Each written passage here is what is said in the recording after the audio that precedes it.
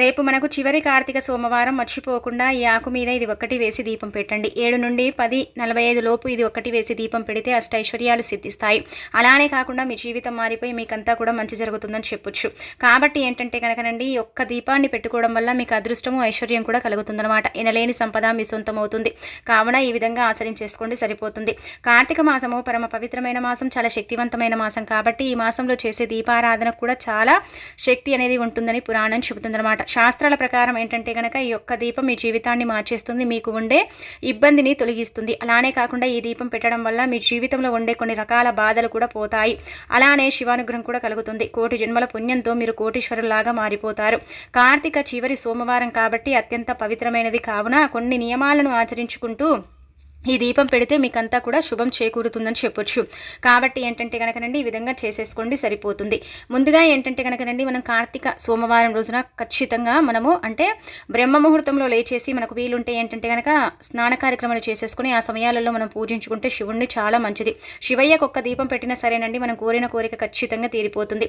అలానే కాకుండా మనం కుబేరులాగా మారటానికి కూడా అవకాశం ఉంటుందన్నమాట. ఒకవేళ అలా కుదరకపోతే అంటే మనము సూర్యోదయానికి ముందే స్నాన కార్యక్రమాలు చేసేసుకుని చక్కగా ఇంటిని శుభ్రం చేసుకుని ఉతికిన బట్టల్ని ధరించుకొని ఆ తర్వాత పూజ చేసుకోవాలి. అలా కూడా ఏంటంటే కనుక మనకు ఫలితాలు వస్తాయి. అలానే కాకుండా మన జీవితం పూర్తిగా మారిపోతుంది. మన జీవితంలో ఎన్నో రకాల కష్టాలతో పాటు మన జాతకంలో కూడా కొన్ని దోషాలు, అలానే కాకుండా కొన్ని ఇబ్బందులను మనము ఎదుర్కొంటూ ఉంటాము. చాలా వరకు కూడా దిష్టి దోషాలతో మనం బాధపడుతూ ఉంటాం కదా. అలాంటి వాళ్ళు ఏంటంటే ఈ చిన్న పరిహారం చేసుకోవటం వల్ల అయితే మంచి ఫలితాలు అయితే ఉంటాయి. అలానే మీ జీవితాలు మారిపోతాయి, మీకంతా కూడా మంచి జరుగుతుందని చెప్పొచ్చు. కాబట్టి ఏంటంటే కనుకనండి, ఈ విధంగా మీరు ఆచరించుకోండి, ఆచరించేసి ఫలితం పొందండి. దానికి తోడు ఇంకొకటి ఏంటంటే కనుకనండి, గుర్తుపెట్టుకొని మీరు ఇప్పుడు చెప్పే ఈ పరిహారం చేసేసుకోండి, సరిపోతుంది. దీపం పెట్టడం వల్ల ఏంటంటే కనుక మనకు అద్భుతాలు జరుగుతాయి, అద్భుతాలను మనం సృష్టించవచ్చు. అలానే కాకుండా ఏంటంటే కనుకనండి, ఈ దీపం పెట్టడం వల్ల మీ జీవితంలో ఉండే, మీ జాతకంలో ఉండే కొన్ని రకాల సమస్యల నుంచి మీరు బయటపడవచ్చు. దీపం పెడితే రాహుకేతు ప్రభావాలు తొలగిపోతాయి. అలానే కాకుండా ఏంటంటే గ్రహ దోషాలు ఉంటే వాటి నుంచి కూడా మీరు బయటపడగలుగుతారు.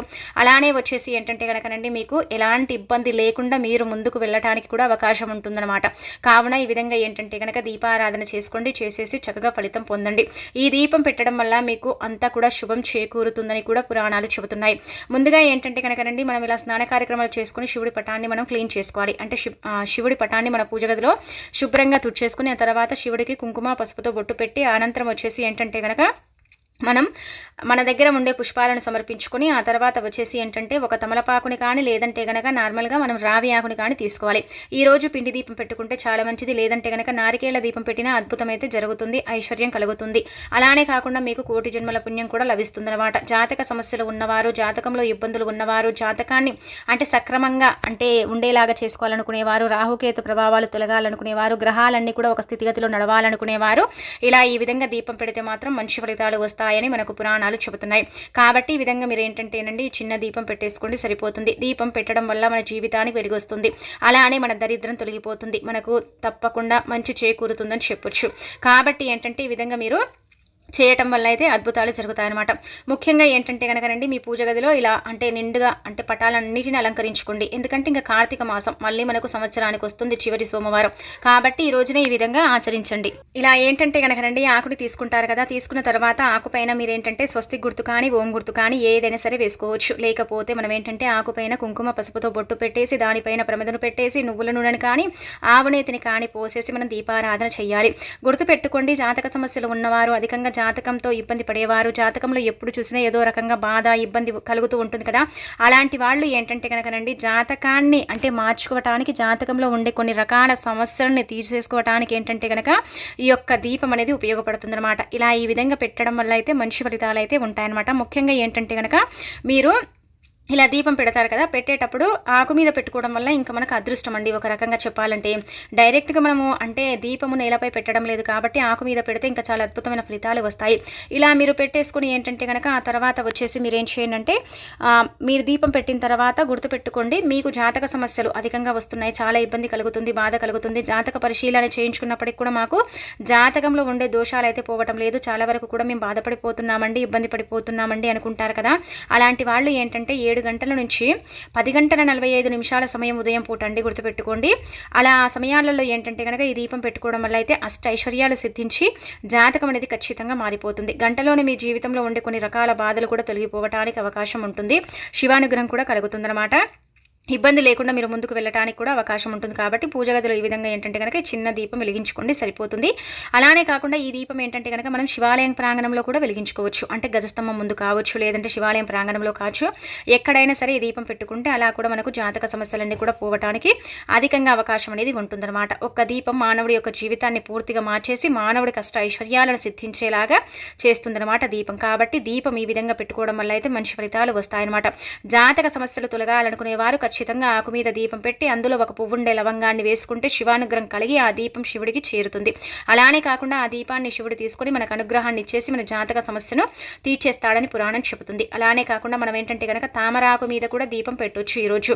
అలా కూడా మనకు మంచి ఫలితాలు వస్తాయి. మన జీవితాలు మారిపోయి మనకు అష్టైశ్వర్యాలతో మన యొక్క అంటే ఇల్లు తులతూగుతూ ఉంటుందన్నమాట. ఇంట్లో పెట్టిన అంతే ఫలితం వస్తుంది, గుళ్ళో పెట్టుకున్న అంతే ఫలితం వస్తుంది. కాబట్టి మీ వీలుని బట్టి మీరు ఎక్కడైనా సరే దీపం పెడితే జాతక సమస్యలు పోయి మీ జాతకంలో ఉండే కొన్ని రకాల దోషాలు పాపాలు కూడా తొలగిపోవడానికి అవకాశం అనేది ఉంటుందన్నమాట. కావున ఏంటంటే ఈ విధంగా ఆచరించేసుకోండి, ఆచరించేసి ఫలితం పొందండి. అలానే కాకుండా ఏంటంటేనండి ఈ దీపం మీకు ఖచ్చితంగా వెలుగునిస్తుంది, దారి చూపిస్తుంది, అన్ని విధాలుగా కూడా మీకు బాగుండేలాగా చేస్తుంది, ఎలాంటి ఇబ్బంది లేకుండా చేయటానికి కూడా ఉపయోగపడుతుందన్నమాట. కాబట్టి మీరు ఈ విధంగా దీపారాధన చేసేసుకోండి, చాలా మంచి ఫలితం అయితే ఉంటుందన్నమాట. ఇక ఆ తర్వాత వచ్చేసి ఇంకొకటి ఏంటంటే కనుకనండి గుర్తుపెట్టుకోండి, మనం ఏంటంటే దీపము పెడతాం కదా, దీపాన్ని ఎన్నో రకాలుగా పెడుతూ ఉంటారు. దీపం నార్మల్గా ఏంటంటే మనిషి యొక్క అంటే దరిద్రంతో పాటు మనిషి జాతకాన్ని కూడా మారుస్తుంది అనమాట. అంటే మానవుడి యొక్క జాతకాన్ని కూడా మారుస్తుంది, మానవుడి యొక్క స్థితిగతిని కూడా మెరుగుపరిచేలాగా చేస్తుంది, ఎలాంటి ఇబ్బంది లేకుండా చేయటానికి ఉపయోగపడుతుంది. కాబట్టి ఈ విధంగా మీరు ఆచరించడం వల్ల అయితే మీరు అద్భుతాలను చూడగలుగుతారు, అద్భుతాలను చూసేసి ఆశ్చర్యపోతారనమాట. అందుకే మీరు అంటే జాతక సమస్యలు అలానే కాకుండా ఇబ్బందులు ఉంటే లవంగాన్ని వేసేసి దీపం పెట్టుకుంటే మంచి ఫలితాలు వస్తాయి. ఇంకా ఆ తర్వాత వచ్చేసి ఏంటంటే ఇప్పుడు చెప్పే దీపం ఏంటంటే కనుకనండి సర్వ దరిద్రాలను పోగొట్టుకోవాలి, దరిద్రం నుంచి మేము బయటపడాలి, దరిద్రం అనేది మా జీవితంలో లేకుండా వెళ్ళిపోవాలి అని అనుకునేవారు సోమవారం పూట చక్కగా దీపం పెడతాం కదా, దీపం పెట్టిన తర్వాత అందులో ఏంటంటే కనుక మిరియాన్ని వేయండి. మిరియం వేసి దీపం పెడితే ఖచ్చితంగా ఏంటంటే మన యొక్క ఇబ్బందులన్నీ కూడా తొలగిపోతాయి, మనకంతా కూడా మంచి జరుగుతుంది, అద్భుతాలను మనం చూడటానికి అవకాశం ఉంటుంది, ఎలాంటి అంటే ఇబ్బంది లేకుండా మనం ముందుకు వెళ్ళటానికి కూడా అవకాశం ఉంటుంది. కాబట్టి ఈ విధంగా ఏంటంటే మీరు దీపారాధన చేసుకోండి, ఆ దీపం కూడా మీకు అద్భుతమైన ఫలితాలను ఇస్తుంది, అద్భుతమైన ఫలితాలను తెచ్చిపెడుతుంది అనమాట. ఈ దీపం కూడా ఏంటంటే మీకు చాలా వరకు కూడా అండి దరిద్రాలన్నీ కూడా తీసేసి ఆ అమ్మవారి యొక్క అనుగ్రహం అలానే కాకుండా ఏంటంటే ముఖ్యంగా శివకేశవుల అనుగ్రహం కూడా కలిగేలాగా చేస్తుంది, దరిద్రాల నుంచి మీరు బయటపడగలుగుతారు. ఎన్నేళ్ల దరిద్రమైనా సరేనండి మనం ఏంటంటే కనుక మిరియాన్ని వేసేసి దీపం పెడితే చాలా మంచిది. మీరు ఇలా దీపం పెట్టుకుంటారు కదా ఆకు మీద, దీపం కొండెక్కిన తర్వాత ఆ వస్తువులు అంటే లవంగం కావచ్చు అలానే కాకుండా మిరియాలను వేసి మనం దీపం పెడతాం కదా, ఒక్కటే వేయాలండి. చేతిలో పట్టుకొని సంకల్పం చెప్పుకొని మిరియాన్ని వేసేసి దీపం పెట్టి ఆ తర్వాత దీపం కొండెక్కిన తర్వాత వాటిని తీసేసి కొంచెం ఏంటంటే కనుక మట్టిని తీసి పాతి పెట్టడం తొక్కని ప్రదేశంలో, లేదంటే కనుక చెట్ల మధ్యలో వేసేయడం, ఇలాంటివి చేయాలి కానీ తొక్కకూడదు. ఎందుకంటే పరమ పవిత్రంగా అది కూడా దేవుడికి నివేదన అవుతుందన్నమాట. దీపం దేవుడికి చేరుతుంది, అలానే కాకుండా జీవితానికి వెలిగిస్తుంది, దీపం దారి చూపిస్తుంది, దీపం పరబ్రహ్మ జ్యోతిగా పరిగణిస్తారు. దీపం కింది భాగం ఉంటుంది కదా, అదేంటంటే కనుకనండి శివుడిగా పరిగణిస్తే దీప జ్యోతి ఏంటంటే లక్ష్మీదేవిగా పరిగణిస్తారు అని మనకు శాస్త్రాలు చెబుతున్నాయి. కాబట్టి దీపం చాలా వరకు కూడా పవిత్రతను కలిగి ఉంటుంది. ఒక్క దీపం పెట్టడం వల్ల మనలో ఏంటంటే యాక్టివ్నెస్ వస్తుంది, అలానే కాకుండా మనకు సగానికి సగం దరిద్రం పోతుంది. దీపం దైవానికి రూపం అన్నమాట. కాబట్టి దీపం వల్ల మనకైతే మంచి ఫలితాలు ఉంటాయి, మంచి ఫలితాలను కూడా మనం చూడగలుగుతాం. కాబట్టి ఈ విధంగా మీరు కార్తీక చివరి సోమవారం కాబట్టి ఏది చేసినా కానీ ఖచ్చితంగా శివానుగ్రహం కలుగుతుందన్నమాట. అంటే పిలిస్తే పలికే దేవుడు శివుడు అండి. నార్మల్గా చెప్పాలంటే మనం ఎన్ని పూజలు పరిహారాలు చేయకపోయినా ఓం నమః శివాయ అంటే చాలు శివానుగ్రహం మనకు కలుగుతుందని శాస్త్రాలు కూడా చెబుతున్నాయి. కాబట్టి ఈ విధంగా మీరు ఆచరించేసి ఫలితం పొందండి. ఇక ఆ తర్వాత వచ్చేసి ఏంటంటే అప్పుల బాధలు ఉంటాయి కదా, అలాంటి వాళ్ళు ఇప్పుడు చెప్పి పరిహారం చేసేసుకోండి, సరిపోతుంది. ఇదేంటంటే కనుకనండి అప్పుని తీర్చడానికి చిన్నప్పు కావచ్చు, పెద్దప్పు కావచ్చు, లేదంటే ధన సమస్య కావచ్చు, అది పోవటానికి చేసుకునే పరిహారం. ఈ పరిహారం కూడా మీకు తప్పకుండా ఫలితాన్ని తెచ్చిపెడుతుందన్నమాట. చాలా వరకు కూడా ఏంటంటే ఈ పరిహారం పరమ పవిత్రమైనది, చాలా శక్తివంతమైనది. కాబట్టి ఇది చేయటం వల్ల మీ జీవితంలో ఉండే కొన్ని రకాల అప్పుల నుంచి మీరు బయటపడగలుగుతారు. మీ జీవితంలో దైవానుగ్రహం కలిగి మీరు అప్పుని తొలగించుకోవడానికి అవకాశం ఉంటుందన్నమాట. ఎలా చేయాలంటే కనుక ఈ పరిహారానికి ఖచ్చితంగా పసుపు గంధం రెండు కావాలి. ఈ రెండు కూడా ఏంటంటే కనుకనండి పసుపు పార్వతీదేవికి ఇష్టమైతే గంధం శివుడికి ఇష్టం. గంధం చల్లదనాన్ని ఇస్తుంది కాబట్టి శివుడు ఎప్పుడు కూడా తపస్సులో ఉంటాడు. కావున గంధంతో అంటే నీళ్ళల్లో గంధాన్ని వేసేసి ఆ నీటిని మనం శివుడికి అభిషేకం చేస్తే శివానుగ్రహం ఖచ్చితంగా కలుగుతుందని పురాణాలు చెబుతున్నాయి. అలాగే వచ్చేసి ఏంటంటే కనుక గంధం పసుపుని తీసేసుకుని ఇప్పుడు చెప్పే విధంగా ఈ పరిహారం చేసేసుకుంటే మీకు ఖచ్చితంగా అప్పు తీరుతుంది. అప్పు అనేది లేకుండా మీ జీవితంలో అప్పులు ఇచ్చే స్థాయికి మీరు వెళ్ళటానికి, అప్పులు అంటే తీరే మార్గాలను మీరు ఎంచుకోవడానికి, డబ్బు మీ దగ్గరికి రప్పించుకోవడానికి కూడా ఇప్పుడు చెప్పే ఈ పరిహారం అయితే ఖచ్చితంగా మీకు ఉపయోగపడుతుందన్నమాట. కావున ఏంటంటే అప్పులు ఉన్నాయని బాధపడేవారు, అప్పు తీరటం లేదని అనుకుంటూ ఉంటారు కదా, అలాంటి వాళ్ళు ఒకసారి పరిహారం చేసేసుకోండి, సరిపోతుందండి. ఇంక ఇబ్బంది అనేది ఉండదన్నమాట. ముఖ్యంగా మీరు ఏం చేయండి అంటే కనుక రండి, ఒక చిన్న గాజు బౌల్ తీసుకోండి. గాజు కూడా ఏంటంటే కనుక ఎంతో కొంత చెడును తీసేసుకుంటుంది కాబట్టి గాజు బౌల్ అనేది ఏంటంటే కనుక పరిహార పరంగా మంచి ఫలితాన్ని ఇస్తుంది. ఇలా మీరు గాజు బౌల్ని తీసుకున్న తర్వాత ఏం చేయండి అంటే కనుక రండి, అందులో ఒక స్పూన్ అంత పసుపు పోస్తే అర స్పూన్ అంతా మనం ఏంటంటే కనుక గంధాన్ని పోసుకోవాలి. పోసేసి చక్కగా ఏంటంటే పేస్ట్ లాగా కలుపుకోవాలి. అలా కలిపేసుకున్న ఈ మిశ్రమం ఏంటంటే కనుక మనం దీపారాధన చేసుకుని పూజలు అయిపోయిన తర్వాత అన్ని ఇంకా అయిపోయాయి అన్నాక ఈ పరిహారం చేసుకోవాలండి. మనం దీపం పెట్టక ముందుకు ఈ పరిహారం చేయకూడదు. అలా చేసిన పెద్దగా ఫలితాలు అయితే ఉండవన్నమాట. అందుకే అన్ని మొత్తం కూడా మీ పనులు అయిపోయిన తర్వాత మీరేం చేయండి అంటే కనుక గుర్తుపెట్టుకోండి, ఇలా తీసేసుకున్న తర్వాత మీరు బౌల్ తీసుకొని అందులో ఒక స్పూన్ అంత పసుపు, అర స్పూన్ అంతా ఇలా గంధం పోసేసి ఆ తర్వాత ఈ యొక్క 4 5 రూపాయల బిళ్ళని తీసుకోండి. 4 మాత్రమే తీసుకోవాలి. ఇలా తీసేసుకున్న తర్వాత 5 రూపాయల బిళ్ళలు అయ్యే ఉండాలి. 5 రూపాయల బిళ్ళ ఏంటంటే కనుక లక్ష్మీదేవికి ఇష్టం కాబట్టి లక్ష్మీదేవి చాలా ఇష్టపడుతూ ఉంటుంది, చాలా వరకు కూడా ఫలితాలను తెచ్చిపెడుతూ ఉంటుంది అనమాట. కాబట్టి ఏంటంటే 5 రూపాయల బిళ్ళలు తీసుకోండి. తీసుకున్న తర్వాత మీరు ఏం చేయండి అంటే ఇలా అంటే శివుడి పటం ముందు పెట్టుకోండి. కొంచెం పేస్ట్ లాగా కలుపుకోవాలి.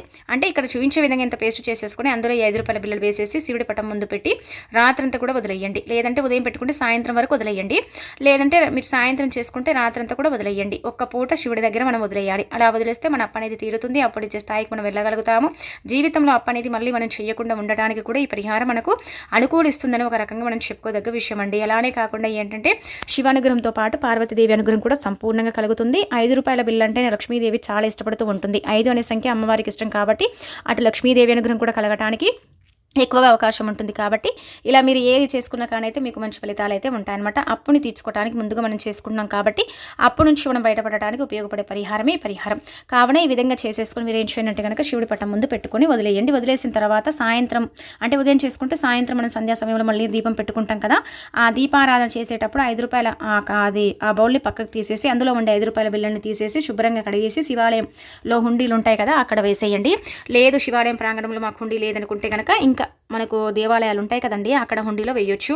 లేదంటే కనుక మన శివాలయంలో వీటిని దానం చేయొచ్చు. అలా కూడా మనకు ఫలితాలు వస్తాయి. రాత్రంతా పెట్టుకుని తెల్లారి కూడా మనం ఏంటంటే కనుక వాటిని తీసేసి శుభ్రం చేసుకోవాలి. అంటే నీళ్ళతో కడగకండి, క్లాత్తో తుడిచేయండి. తుడిచేసిన తర్వాత వాటిని ఏంటంటే కనుక దానం చేయండి శివాలయం ప్రాంగణంలో, అంటే శివాలయంలో లేదంటే కనుక శివాలయం హుండీలో వేసేయండి. ఇలా వేయటం వల్ల శివానుగ్రహంతో పార్వతీదేవి అనుగ్రహంతో లక్ష్మీదేవి కటాక్షంతో మన అప్పు తీరే అప్పులు ఇచ్చే స్థాయికి వెళ్ళడానికి అవకాశం ఉంటుందని శాస్త్రాల్లో వివరంగా చెప్పడం జరుగుతుందండి.